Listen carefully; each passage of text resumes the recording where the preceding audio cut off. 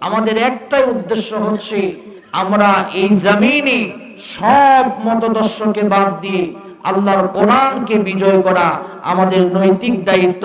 আল্লাহ আমাদের উপর ফরজ করেছেন, জোরে বলেন সুবহানাল্লাহ। এই জন্য আমাদের প্রত্যেককে সচেতন থাকতে হবে।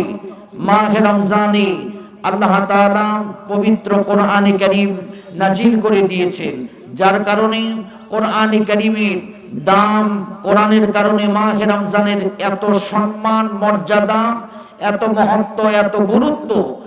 আমরাও যদি এই কোরআনকে বুকে ধারণ করি, এই কোরআন যেমন একটা দেশকে সম্মানিত করেছিল, একটা রাতকে সম্মানিত করেছিল, একটা পাহাড়কে সম্মানিত করেছিল, একটা যে মানুষগুলো এই কোরআনকে গ্রহণ করেছিল তাদেরকেও এই কোরআন সম্মানিত করেছিল, তাহলে আমাদের হারানো ঐতিহ্যকে আমরা ফিরে পাওয়ার জন্য আমরা আবার শপথ করব, আল কোরআনের সাথে আমরা আমৃত্যু পর্যন্ত থাকবো ইনশাআল্লাহ। শুধুমাত্র নামাজ, রোজা, হজ, যাকাত, সাদাকা এগুলোতে কোরআনের সাথে শুধু থাকলে হবে না। আকিমুদ্দিন ওয়ালা তাতাফাররাকু, দ্বীন কায়েমের ব্যাপারে আমাদেরকে সংঘবদ্ধ থাকতে হবে। কোরআনে কারীমে নামাজের কথা আল্লাহ বলেছেন, যাকাতের কথা আল্লাহ বলেছেন, হজের কথা আল্লাহ বলেছেন, মুআমালাত মুআশারাতের কথা আল্লাহ বলেছেন, সাথে সাথে ডাইরেক্ট আনডাইরেক্ট আল্লাহ তাআলা পবিত্র কোরআনে 918 বার আল্লাহ জিহাদের কথা বলেছেন, সুবহানাল্লাহ বলেন। এর মাধ্যমে প্রমাণিত হয় যে আল্লাহর জমিনে আল্লাহর দ্বীন কায়েম করা ফরজ। এই দ্বীন কায়েম করতে গিয়ে যদি কোনো বাধা বিপত্তি কোনো কিছু আসে, তাহলে মুসলমানদের বদর, উহুদ, খন্দক, হুনাইন এরকম এইভাবে যত জিহাদ অনুষ্ঠিত হয়েছে, এরকম জিহাদের ময়দানেও মুসলমানদের যাওয়া ফরজ। এই জন্য আমরা এতদিন পর্যন্ত কোরআন বিজয়ের আন্দোলন করেছি। 2024 সালে জালিমের পতন হয়েছে। 2024 সালে পৃথিবীর বড় বড় জালেমের ভিতরে অন্যতম জালেমরা পতন হয়েছে। বাংলাদেশের স্বৈরাচার ফ্যাসিস্ট পতন হয়েছে।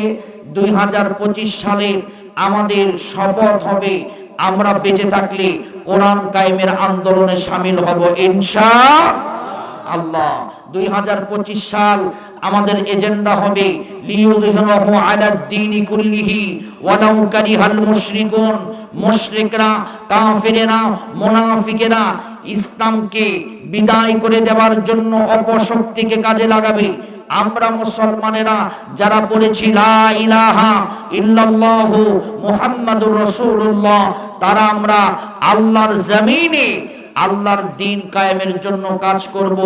একদম রান্নাঘর থেকে নিয়ে পার্লামেন্ট পর্যন্ত প্রত্যেকটা মোড়ে মোড়ে, বাঁকে বাঁকে, স্তরে স্তরে আমরা কোরআন দিয়ে জীবন পরিচালনা করব এবং কোরআনী আন্দোলনের সাথে সম্পৃক্ত হয়ে কোরআন বিজয়ের জন্য আগামী নির্বাচনে আমরা কোরআনে কারীমকে বিজয় করার জন্য আমরা নিজেরাও কোরআনের সাথে থাকব। আমাদের আহাল, পরিবার, পরিজন এবং আত্মীয় স্বজন, পাড়া প্রতিবেশী সবাইকে নিয়ে কোরআন আন্দোলনের সাথে আমরা থাকব ইনশাআল্লাহ। আল্লাহ তাআলা আমাদের সকলকে কবুল করুন, আজকের এই আয়োজনকে কবুল করুন। যারা আজকের এই সুন্দর আয়োজনে যারা হাজির হয়েছে, আল্লাহ তাআলা প্রত্যেকের মনের আশাগুলো কবুল করুন, পূরণ করুন। আল্লাহ তাআলা দ্বীন বিজয়ের জন্য আমাদেরকে ইসলামী আন্দোলনের সিপাহ সালার হিসাবে আমাদেরকে কাজ করার তৌফিক আল্লাহ তাআলা আমাদেরকে দান করুন। আমি রুহুল আমিন যুক্তিবাদী সাহেবকে অন্তরের অন্তঃস্থল থেকে ধন্যবাদ জ্ঞাপন করছি এ সুন্দর আয়োজন করার জন্য, তার পরিবারের জন্য, তার সন্তানদের জন্য আমরা প্রাণ খুলে দোয়া করব। আল্লাহ তাআলা আমাদেরকে কবুল করুন।